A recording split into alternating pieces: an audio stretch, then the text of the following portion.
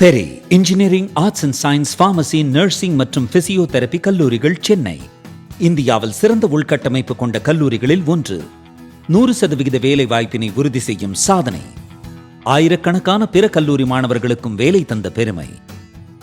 பெரி, எங்கள் கண்களில் உங்கள் கனவுகள். சிவராஜ் சித்த வைத்தியசாலை, ஹொசூர் கிளை. தினசரி காலை 7 மணி முதல் இரவு 8 மணி வரை மருத்துவரை சந்தித்து ஆலோசனை பெறலாம். தொடர்புக்கு 8110803500.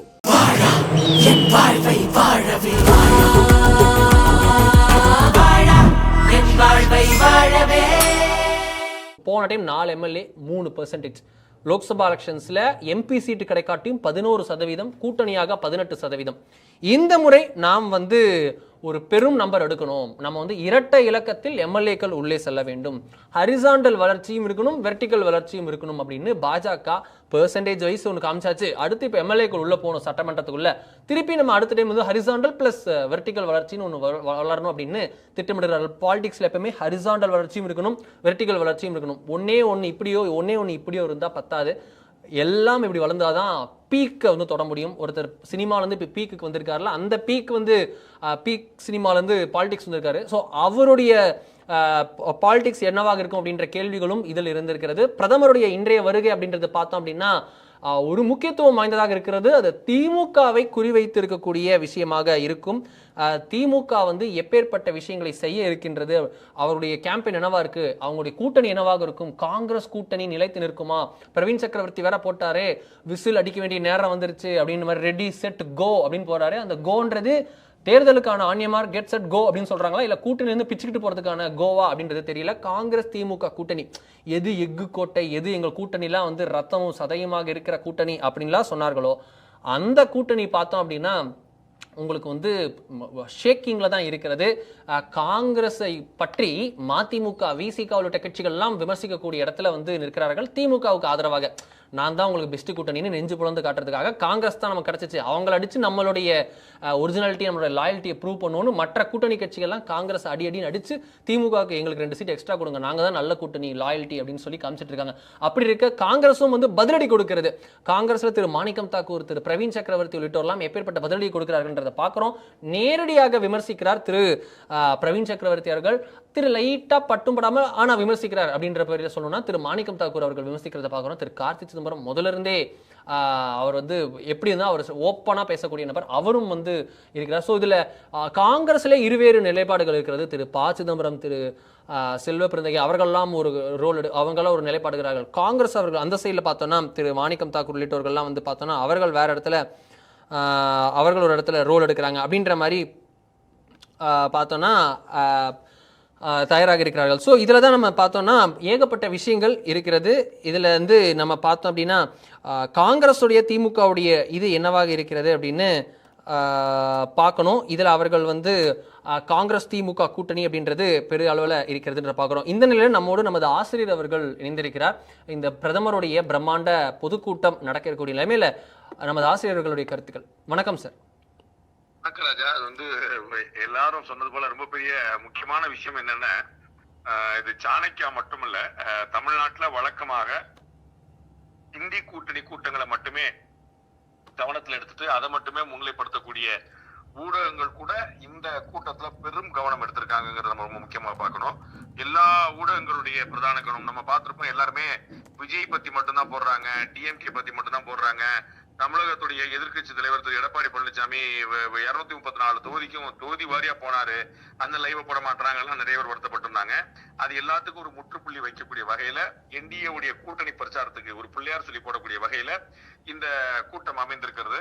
அது பிரம்மாண்டம்னா இந்த ரியல் சென்ஸ். அவங்களுடைய டார்கெட் 5 லட்சம் பேர் அப்படின்னு சொல்லியிருக்கிறாங்க. 5 லட்சம் பேர் மிகை அப்படின்னு வச்சுக்கிட்டா கூட, ஒரு 3 லட்சம் பேர் தான் வருவாங்க அப்படிங்கிற மாதிரி வச்சுக்கிட்டா கூட, அந்த கூட்டமே ஒரு கட்சியுடைய நாள் முழுக்க நடக்கக்கூடிய மாநில மாநாட்டுக்கு கூடுகிற கூட்டம். நம்ம பார்த்திருப்போம், திராவிட முன்னேற்ற கழகமும் சமீபத்துல அதிமுக மதுரையிலேயோ இந்த மாதிரி நடத்துற கூட்டங்கள் எல்லாம் பத்தி மாநில மாநாடு அப்படின்னு நடத்துவாங்க.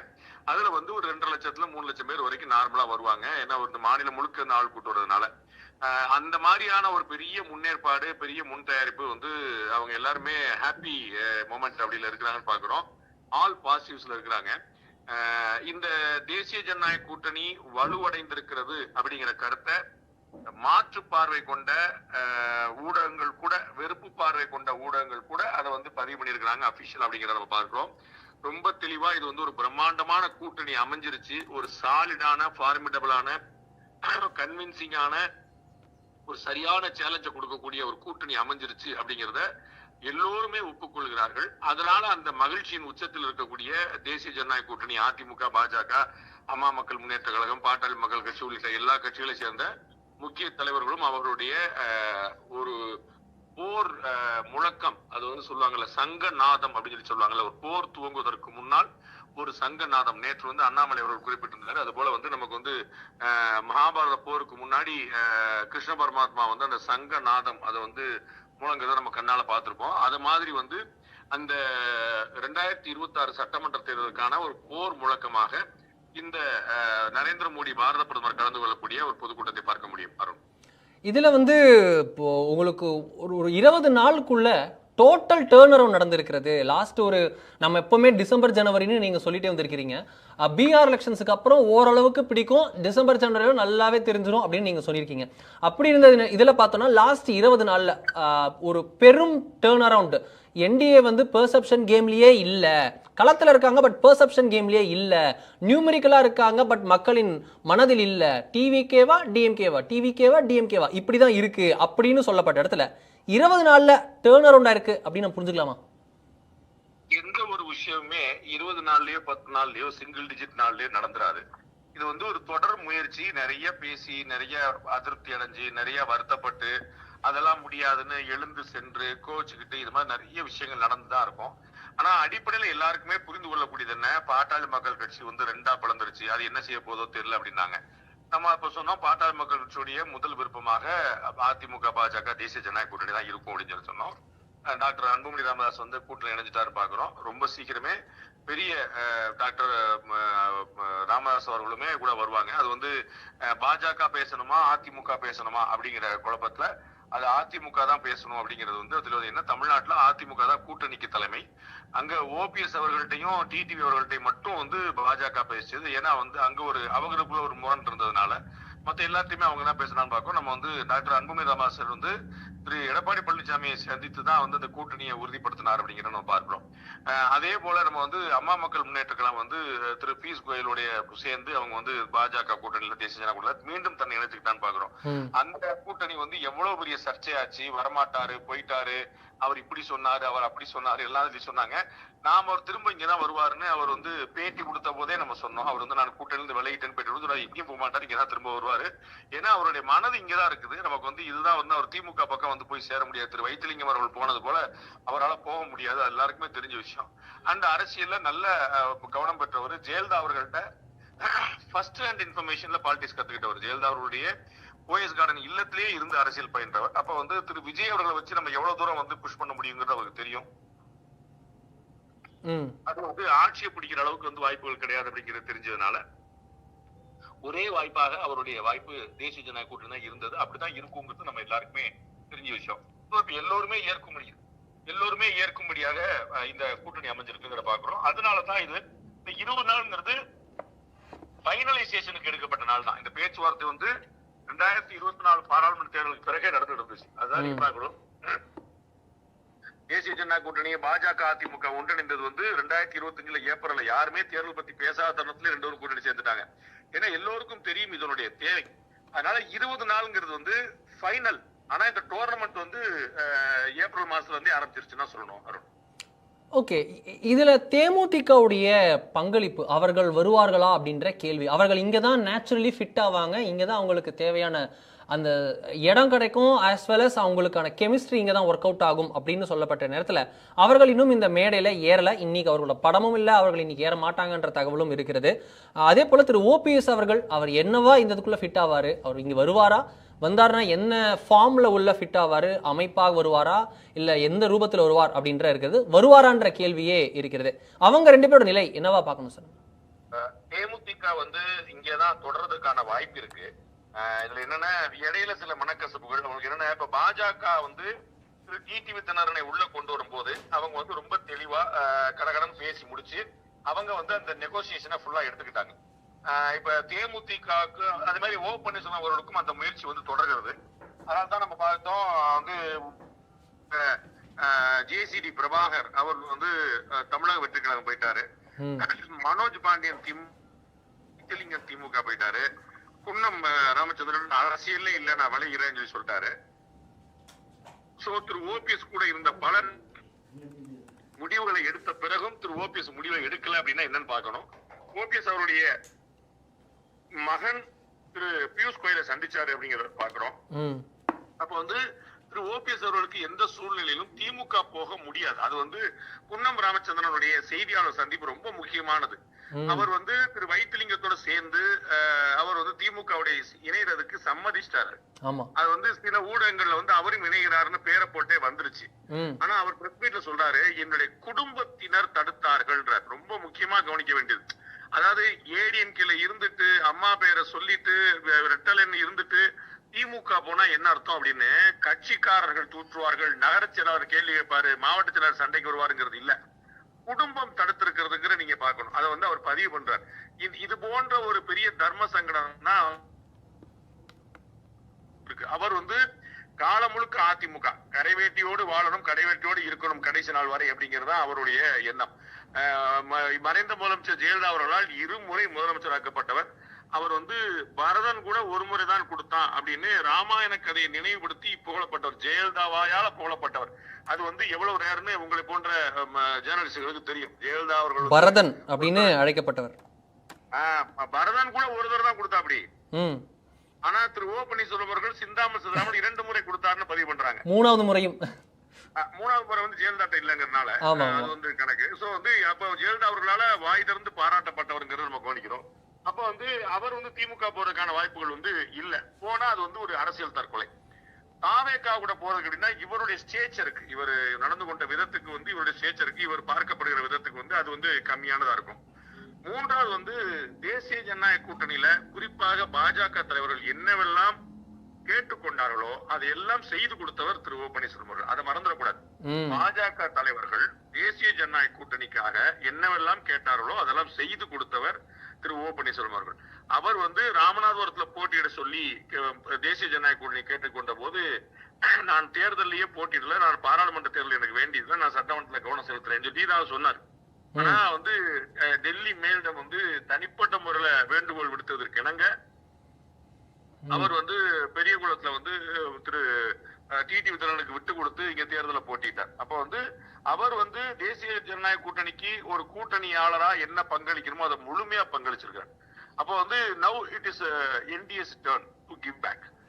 இந்த எல்லாத்துக்கும் தெரியும் இது வந்து அதிமுக வந்து இந்த இடத்துல பேச முடியாது. நீங்க கேட்டது போல திரு ஓ பன்னீர்செல்வம் கூட வருவாரான்னா என்னவா வருவாரு அப்படிங்கிற கேள்விக்கு பதில் தேட வேண்டியது.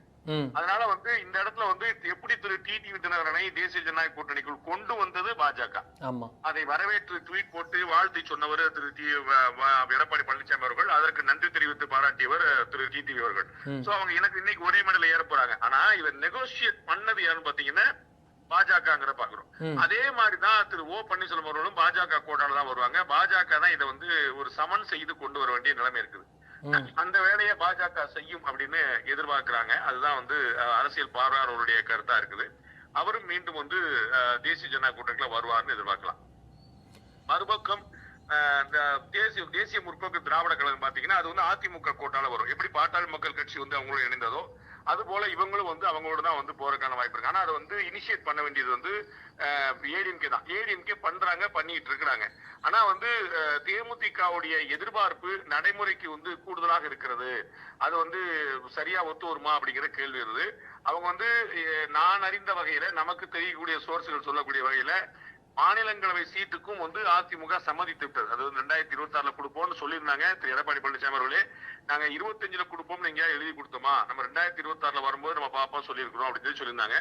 சோ இந்த முறை 26 அவர் வந்து கொடுக்கறதுக்கான வாய்ப்பு இருக்கு. ஆனால் எவ்வளவு தொகுதிகள் அப்படிங்கிறத பார்க்கணும். ஏன்னா எல்லாருக்கும் அகாமடேட் பண்ணணும். நம்ம வந்து வந்தவங்களுக்கு எல்லாம் கொடுத்துட்டு, இப்ப நீங்க பாத்தீங்கன்னா திரு ஜான் பாண்டியன் அவர்கள் வந்து 10 தொகுதி நாங்க கொடுத்திருக்கிறோம் அப்படின்றாரு. திரு பூவை ஜென்மூர்த்தி வந்து 6 தொகுதி கொடுத்திருக்கிறோம் அப்படின்னு சொல்லி சொன்னார். ரெண்டுமே வாய்ப்பு இல்ல, மிகைப்படுத்தப்பட்ட எண்கள்னு நம்ம எல்லாருக்குமே தெரியும். ஆனா எல்லாருடைய ஆசையும் என்னவா இருக்குங்கிறதுக்கான ஒரு சிக்னல் அது. அப்ப எல்லாரையுமே அகாமடேட் பண்ணி எல்லாருக்குமே கௌரவமான சீட்டுகளை கொடுத்து, அவர்கள் கேட்கிற சீட்டுகளை கொடுத்து, அவர் கேட்கிற எண்ணிக்கையில கொடுத்து அப்புறம் அவர்கள் விரும்புகிற தொகுதி எண்ணிக்கைன்னு ஒண்ணு கொடுத்துட்டு நீங்க வந்து விருதுநகரத்துல போட்டிடுங்க, சைதாப்பேட்டில போட்டிடுங்கன்னு சொல்லி சொல்ல முடியாது. அவர்களுக்கு விரும்புகிற தொகுதி வேற இருக்கும். அது சோ விரும்புகிற எண்ணிக்கையும் கொடுத்து விரும்புகிற தொகுதியும் கொடுத்து அரவணைச்சு கொண்டு போய் இருக்கனால அவர்கள் தேமுதிக வந்து அதிகமான எண்ணிக்கையில கேட்கிறாங்க. நம்ம வந்து இடையில ஒரு இன் பிட்வீன் ஒரு விஷயத்துல செட்டில் ஆக வேண்டியிருக்கு அப்படிங்கிற ஒரு எண்ணத்துல தேமுதிக காத்துட்டு இருக்காங்க. தேமுதிக பதில் சொல்லும் வரும் அப்படின்னு நம்ம நினைக்கிறோம். ஏன்னா நம்ம ஏற்கனவே சொன்னது போல தேசிய முற்போக்கு திராவிட கழகம் வந்து 2005 ஆரம்பிக்கப்பட்ட இயக்கம். 2005, 15, 25 20 வருஷம் முடிஞ்சிருச்சு. 20 வருஷத்துல ஒரு தேர்தல கூட தேமுதிக, அது குறிப்பா கேப்டன் விஜயகாந்த் அவர்கள் உயிரோடு இருந்த வரை அது வந்து திமுகவோட கூட்டணி வைத்ததே இல்லை. அவர் தனித்து போட்டியிட்டு இருக்கிறார், மக்கள் நல கூட்டணி அமைத்திருக்கிறார், அதிமுக கூட்டணியில் இருந்திருக்கு, தேசிய ஜனநாயக கூட்டணி இருந்திருக்காரு, அதிமுக கூட்டணி இருந்திருக்கார். சோ அதர் தென் டிஎம்கே எல்லா ஆப்ஷனையும் எக்ஸ்ப்ளோர் பண்ணிருக்காரு. மக்கள் நல கூட்டணியில் இருந்திருக்கிறாரு, தேசிய ஜனநாயக கூட்டணியில் இருந்திருக்கிறாரு, பாஜக கூட்டணியில் இருந்திருக்கிறாரு, அதிமுக கூட்டணியில் இருந்திருக்கிறாரு. சோ திமுக கூட மட்டும் இருந்தது இல்ல. அப்ப வந்து கேப்டன் அவர்களுடைய எண்ண ஓட்டமும் அந்த கட்சியுடைய நீரோட்டமும் என்ன அப்படிங்கிறது எல்லாருக்குமே தெரியும் நமக்கு. அது அந்த எண்ணத்துல தான் அந்நியாரும் செயல்படுவாங்கன்னு எதிர்பார்க்கிறாங்க. பட் வந்து அவர்கள் எதிர்பார்க்கக்கூடிய சீட் எண்ணிக்கை அது முன்ன பின்ன இருக்கிறதுனால அதை அகாமடேட் பண்றதுக்கு கொஞ்சம் டைம் ஆகுதுன்னு நினைக்கிறேன். அவர்களும் இங்கேதான் வருவார் அப்படின்னு நான் எதிர்பார்க்கிறேன். ஒரு டெல்லியில இருந்து ஒரு மூத்த காங்கிரஸ் தலைவர் கேட்டாரு டிஎம்டிக்கு என்ன செய்ய போகுது அப்படின்னு. அப்ப அவருக்கு சொன்னதே நான் இங்க சொல்ல விரும்புறேன் அருண். அவர் வந்து 51 NDA 49 இந்தி அப்படின்னு சொன்னேன். அது வந்து 50-50 தான் இருக்கிறாங்க. அதுல 2% அட்வான்டேஜ்ல என்டிஏ இருக்குது, 2% பின்பற்றி தேமுதிக தேர்வுல அது வந்து இந்திய அலையன்ஸ் இருக்குது. சோ தேமுதிகவை வந்து அதிமுக உள்ள அரவணைச்சுக்க முடியும். அதிமுகவும் தேமுதிகவும் அதுல இடையில இருக்கக்கூடிய நலம் விரும்பிகளும் சரியா பேசுனாங்கன்னா அது செட்டில் ஆகும் வரும். ஓகே, இதுல வந்து தாவேகா விசில்லாம் கிடைச்சிருச்சு, ரொம்ப ரொம்ப சுணக்கம், சிபிஐ விசாரணை, சென்சார் சர்ச்சை அப்படின்னு ஏகப்பட்ட விஷயங்கள். ஒரு மாசம் ஆச்சு இன்னும் கூட்டத்தில் பங்கேற்கல அப்படின்ற விமர்சனங்கள் எல்லாத்தையும் தாண்டி விசில் கிடைத்து விட்டது. ஞாயிற்றுக்கிழமை மேடையேறவும் இருக்கிறார் திரு விஜய் அவர்கள், உரையாற்ற இருக்கிறார். ஆனா அவங்க பழைய கிரிப்ல அந்த பழைய மொமெண்டத்துல இப்ப இருக்காங்களா, இல்ல என்டிஏ எப்படி இந்த ஏறி வந்தது தாவேகாவிற்கு ஏதாவது பாதகமாக மாறுமா? அதாவது தாவேகாவுடைய உற்சாகம் குறையாது, தாவேகா பத்தின மக்களுடைய எண்ணம் மாறும். தாவேகா வந்து அதே உற்சாகத்துல இருக்குது. அங்க இருக்கக்கூடிய ஆதவர்ஜனா வந்து ஒண்ணுமே இல்லைன்னு சொல்ல போறாரா என்ன? அப்ப திரு செங்கோட்டையன் அவர்கள் நேற்று பேட்டி கொடுக்கிறார். 10 கட்சியோட கூட்டணி வச்சிருக்கிறவங்க 8 கட்சியோட கூட்டணி வச்சிருக்கலாம், எங்களுடைய கூட்டணிக்காக கெஞ்சுறாங்க அப்படின்னு சொல்லி சொல்றாரு. அப்ப வந்து அவர் வந்து நேற்று வரைக்கும் எந்த கட்சியில இருந்தாருங்க நம்ம எல்லாருக்குமே தெரியும். இது வந்து எல்லாருமே எல்லாருமே பேசிட்டு இருப்பாங்க, குழப்பம் இல்ல. ஆனால் நம்ம கூட கூட்டணிக்கு வேற யாரும் இல்லைங்கிறத திரு செங்கோட்டையன் புரிந்து கொள்கிறார். எங்க கூட யாரும் கூட்டணிக்கு கெஞ்சினாங்கன்னு சொல்லல, நான் எங்க கூட பெரிய கூட்டணி அமைய போகுதுன்னு சொல்லல. அவருடைய கடைசி நம்பிக்கையாக இருந்த திரு டிடிவி தினகரன் இங்க வந்துட்டாரு. திரு ஓபிஎஸ் வந்து அங்க வருவாரா அப்படிங்கிறதுக்கு உத்தரவாதம் கிடையாது. தேமுதிக வந்து அங்க போறதுக்கு வந்து 2 சீட் கம்மியா வந்தா கூட ஏடிபியோட போனா கன்வர்ஷன் ரேட் ஸ்ட்ராங்கா இருக்கும். அப்ப வந்து அவர்களோடு தாவேகாவோடு வருவதற்கு யாரும் இல்லைங்கிற பாக்குறோம். விக்கிரவாண்டி வி சாலையில அவர் வந்து முதல் மாநாடை அறிவித்த போது அப்பயே அவர் சொன்னார், நம்ம கூட யாராவது வருவாங்க இல்லையா, நம்ம நம்பி வருவாங்க இல்லையா, அவங்களுக்கு ஆட்சியில பங்கு கொடுக்கும் இல்லையான்னு சொல்லி அப்பயே கூட்டணிக்கு வருவார்கள், கூட்டணிக்கு தயார், கூட்டணிக்கு வருக அப்படின்னு அவர் வந்து முதல் மாநாட்டை அறிவித்தார். ஆனா இப்போ வரைக்கும் வந்து யாருமே கூட்டணிக்கு வரல அப்படிங்கிறது ரொம்ப முக்கியமா கவனிக்க வேண்டியது. ஆனா அவர்களுடைய உற்சாகம் குறைந்து விடாது. அவங்க வந்து அவ்வளவுதான் போச்சு அப்படிங்கிற மாதிரி சொல்ல முடியாது. அவர்களுக்கு நல்ல ஓட்டு வங்கி இருக்கிறது. நம்முடைய 2 சர்வேல வந்தது போல நம்ம இப்பயும் சர்வே களத்துல பண்ணிட்டு இருக்கிறோம். ரொம்ப சீக்கிரமே வித்தின் கப்புள் ஆஃப் டேஸ் நம்ம 2-3 நாள்ல நம்முடைய அடுத்த சர்வே நம்ம வெளியிட போறோம் 2026 சட்டமன்ற தேர்தலுக்கு. சோ அதுல எல்லாத்துலயுமே நமக்கு வரக்கூடிய தகவல் வந்து அவங்க வந்து ரொம்ப நல்ல கான்கிரீட்டான ஓட்டு எடுக்கிறாங்க அப்படிங்கிறது தான். அது ஒரு கட்சியாப்பா அதெல்லாம் டெபாசிட் போயிருப்பா, அதெல்லாம் நடிகர் எல்லாம் 1-10 பைசா பிரயோஜனம் அப்படிங்கிற மாதிரியான புறந்தள்ளும் இடத்துல இல்ல, ஆட்சியை பிடிக்கிற இடத்துலயும் இல்ல. அதை நம்ம ரெண்டையும் கவனிச்சுக்கிறோம். நம்ம வந்து நல்ல ஓட்டு வாங்குறாங்க, சீட்டு வாங்குறதுக்கான வாய்ப்புகள் குறைவா இருக்குங்கிற பாக்குறோம். அதனால வந்து அவர்களுடைய உற்சாகம் குறையாது. பொதுமக்கள் மத்தியில பாத்தீங்கன்னா இந்த நான் உங்களுக்கு ஏற்கனவே துவக்கத்துல சொன்னது போல தேசிய ஜனநாயக கூட்டணிக்கு எதிர் நிலைப்பாடு எடுத்து வெளிப்படையாக கருத்து தெரிவித்து வந்த ஊடகங்களே வந்து ஃபுல்லா லைவ்ல போயிட்டு இருக்கிறது நம்ம கண்கூட பாக்குறோம். அதற்கான காரணம் இது வந்து அவங்க எதிர்பார்க்காத அலையன்ஸ். நம்ம ஏற்கனவே குறிப்பிட்டது போல 2019, 21, 24 3 தேர்தல்கள் அமையாத தேசிய ஜனநாயக கூட்டணி. 3 தேர்தலையும் கம்பைன் பண்ண ஒரு தேசிய ஜனநாயக கூட்டணி. 3 தேர்தலுமே வேற வேற ஃபார்மேஷன்ல இருந்தது. 3 தேர்தலையும் இல்லாத அளவுக்கான ஒரு கம்பைன்டு ஒரு ஃபார்மேஷன் நடந்திருக்கு. என்டிஏனால ஒரு ஸ்ட்ராங்கஸ்ட் என்டிஏவா வந்து தமிழ்நாட்டில் இப்ப வந்து நிக்குது. அதனால வந்து அவர்களுடைய நம்பிக்கை வந்து கூடி இருக்குது. அதனால பப்ளிக்குடைய பெர்செப்ஷனும் கூடி இருக்குது. நிறைய பேர் வந்து அம்மா மக்கள் முன்னேற்ற கழகத்தை விமர்சிச்சுலாம் போட ஆரம்பிச்சாங்க. அது அவர்களுடைய விரக்தியை காட்டுகிறது. அவர் வந்து அதுக்கு பருத்தி முட்டா கூட உள்ளே இருந்திருக்கலாம், அவர் இப்படி கோவப்பட்டாரு, அவர் தான் ஸ்லீப்பர் செல்லு, அப்படி இப்படின்னு நிறைய பேர் கிளம்புறாங்க. அது எல்லாமே அவர் பிரிஞ்சு நிப்பாரு, அதிமுக பலவீனப்பட்டு கிடக்கும், தேசிய ஜனநாயக கூட்டணி வென்றலாம் அப்படின்னு நினைச்சிட்டு இருந்தவர்களுக்கான ஒரு அதிர்ச்சி. அடடா நம்ம பிளான் பண்ணது போயிருச்சு, திரு டிடிவி அவர்கள் அங்க சேர்ந்துட்டாரு அப்படிங்கிற அந்த ஆதங்கம் தான், வேற ஒண்ணும் இல்ல. அதனால வந்து பப்ளிக் பெர்செப்ஷன்ல எப்பா வலுவான இடம் சேர்ந்தாங்கப்பா. இப்ப இனிமே தென் மாவட்டங்கள்ல என்ன நிலைப்பாடு, வட மாவட்டங்கள் என்ன நிலைப்பாடுங்கிற கவலை இல்ல. பாமக வரலையே, வட மாவட்டங்கள் என்ன ஆகும்? அம்மா மக்கள் முன்னேற்ற கழகம் இல்லையே, தென் மாவட்டம் என்ன வந்து கேள்வி. 2 கட்சியிலுமே உள்ள வந்துட்டாங்களே. அப்ப வந்து எல்லோருக்கும் தெளிவாக தெரிகிறது இது வந்து ஒரு வலுவான கூட்டணியா அமைஞ்சிருச்சு அப்படின்னு. அதனால பப்ளிக்ல அவங்களுடைய பெர்செப்ஷன் வந்து ஏறிட்டே வந்திருக்கு. மக்களை பொறுத்த அளவுக்கு டிவிக்கு பத்தின ஒரு எண்ணம் வந்து பெருசா கிடையாது. அவங்க வந்து வரட்டுங்க, நல்ல இளைஞர் வரட்டும், யாரோ நம்ம ஏற்கனவே பல முறை சொன்னோம்ல, ஒரு தேர்ட் ஆல்டர்னேட்டிவ் ஃபோர்ஸ் ஒன்று இருக்கணும் அப்படிங்கிற நினைப்பு வந்து மக்களுக்கு எப்பயுமே உண்டு. அந்த மட்டும் தான் உண்டே தவிர அவர்கள் ஆட்சியை பிடிக்க மாட்டாருங்கிறது எல்லா சாமானிய மனிதருக்கும் தெரியும். ஓகே, இன்றைய கூட்டம் அப்படின்றதுல பிரதமருடைய கவனம் எதுவாக இருக்கும் சார்? அவர் வந்து இந்த கூட்டணி பற்றி பேசும் இந்த பேச்சு எப்படி நம்ம புரிஞ்சுக்கலாம், எப்படி இருக்க போகிறது? என்கிட்ட யாரும் ஸ்பீச் கேட்கல, நான் என்ன ஸ்பீச்சும் இல்ல உங்களுடைய ஆனா வந்து திராவிட முன்னேற்ற கழகத்துடைய அரசை செயல்பாடை நேரடியாக விமர்சிப்பார். இதுவரைக்கும் திரு அமித்ஷாவுடைய குரல்ல கேட்டிருந்த விஷயங்களை இப்ப நம்ம முதல் முறையா திரு நரேந்திர மோடி அவர்களுடைய குரல்ல கேட்க போறோம். உங்களுக்கு நினைவு இருக்குமான்னு தெரியல, நம்ம வந்து நினைவு இருக்கும் உங்களுக்கு. நிதின் நபீன் அவர்கள் பதவியேற்ற போது திருப்பரங்குன்ற விவகாரத்தை சுட்டி காட்டினார். அது வந்து திருப்பரங்குன்ற விவகாரத்தை வந்து நம்ம வந்து இந்துக்கள் வந்து தங்களுடைய வழிபாட்டு முறையை வெளிப்படுத்த கூட முடியாத நிலைமைகள்லாம் இருக்குது அப்படின்னு சொன்னார். அந்த அளவுக்கு தேசிய அளவில் அவர் கவலைப்பட்டதா இருக்கு. அதை வந்து பல முறை திரு அமித்ஷா அவர்கள் சுட்டி காட்டினார். இந்த முறை பாரத பிரதமர் நரேந்திர மோடி அவர்கள் பாரத பிரதமராக மட்டுமல்லாமல் பாஜகவுடைய பிரதம பிரச்சாரகராக, RSS உடைய 50 ஆண்டு கால பிரச்சாரக்காக தன்னுடைய பேச்சை மேற்கொள்ளார் எதிர்பார்க்கலாம். வரும் திருப்பரங்குன்றம் சென்ட்ரிக்கா கூட இருக்கலாம் அப்படின்னு எதிர்பார்க்கலாம். திமுகவுடைய ஆட்சி முறை பற்றி ஒட்டுமொத்தமாக, ஏன்னா திருப்பரங்குன்ற விவகாரம் மட்டுமல்ல, சனாதனம் பற்றி சென்னை உயர்நீதிமன்ற மதுரை கிளையே ஒரு கடுமையான நிலைப்பாடு எடுத்து விமர்சனம் பண்ணதை நம்ம பாக்குறோம். அந்த மாதிரி நிறைய விஷயங்கள் வந்து அவங்களுக்கு செட்பேக் ஆகிட்டே இருக்குது. ஆளுநர் அதிகாரத்துல 10 மசோதாக்கள் வந்து சட்டமாக்கப்படும் சொல்லி சொன்னாங்க. ஆனா உச்ச நீதிமன்ற அரசமைப்பு வந்து தமிழக அரசுடைய மசோதாக்களை வந்து செல்லாது என்று அறிவித்தது. ஆளுநர் எடுக்கக்கூடிய முடிவுல தலையிட முடியாதுன்னு அறிவிச்சது. சோ அந்த மாதிரி நிறைய செட்பேக் வந்து அவங்களுக்கு இருக்குது. சட்டம் ஒழுங்கு பற்ற வந்து சொல்ல வேண்டியதில்லை, அது எல்லாருமே சொல்லிட்டாங்க, இன்னும் தகட்ட சொல்லுவாங்க. அதனால வந்து திமுக அரசை விமர்சிப்பதற்கு அவருக்கு நிறைய வாய்ப்புகள் இருக்கின்றன. அரசாங்கம் அவரிடம் இருக்கிறது, நிறைய புள்ளி விவரங்களும் இருக்கிறது. உங்களுக்கு நினைவு இருக்கும், புதுக்கோட்டையில திரு அமித்ஷா அவர்கள் பேசின போது அவர் வந்து ஒவ்வொரு துறை அமைச்சரை பற்றியும் ஒவ்வொரு தொகை சொல்லி இவ்வளவு பெரிய கம்ப்ளைண்ட் இவர் மேல இருக்கு, அவ்வளவு பெரிய கம்ப்ளைண்ட் இவர் மேல இருக்குன்னு ஒவ்வொன்று சொல்லிட்டு இருந்தாரு. அது மாதிரி இவர்கள்ட்ட உளவுத்துறையில இருந்து நிறைய அரசு துறைகள் கையில் இருக்குனால இவர்களால இன்னும் டீட்டெயிலான அட்டாக் ஆரம்பிச்சு. நான் ஏற்கனவே சொன்னது போல இது வந்து மகாபாரத போருக்கு கண்ணன் எப்படி ஒரு சங்கநாதம் முழக்கி போர் முழக்கம் செய்தாரோ, அது போல 2026 சட்டமன்ற தேர்தலுக்கு தேசிய ஜனநாயக கூட்டணியுடைய ஒரு போர் முழக்கமாக பாரத பிரதமர் நரேந்திர மோடி அவருடைய பிரச்சார பேச்சு இருக்கும்.